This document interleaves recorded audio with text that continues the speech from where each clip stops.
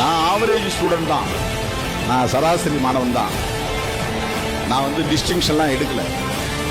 எஸ்எஸ்எல்சியில் நான் வந்து 60% கரெக்டாக 60%. 5 சப்ஜெக்ட் நான் வாங்கின மதிப்பெண் 301, சரியா 60%. ஃபர்ஸ்ட் கிளாஸ்ல பாஸ் பண்ணேன். ஆனா 9வது போய் நம்ம முதல்ல சேரும்போது எங்க வகுப்புல மொத்தம் 35 பேர் 40 பேர் இருந்தாங்க.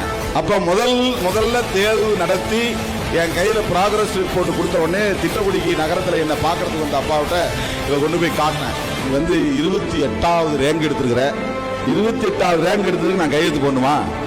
நீ 2வது ரேங்க் 3வது ரேங்க் எடுக்கிறேன்னு நான் கையெழுத்து போடுறப்போ அப்படின்னு நான் கையெழுத்து போடல. எங்க வாத்தியார்ட்ட கொடுத்தேன். எங்க அப்பா சொன்னது அப்படியே சொன்னேன்.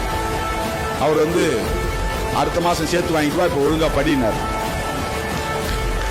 அப்புறம் காலாண்டு தேர்வு நடந்தது, ரிசல்ட் வந்தது, 3வது ரேங்க். இதுவும் சத்தியமா நடந்தது, உண்மையிலே நடந்தது, உண்மையிலே நடந்தது.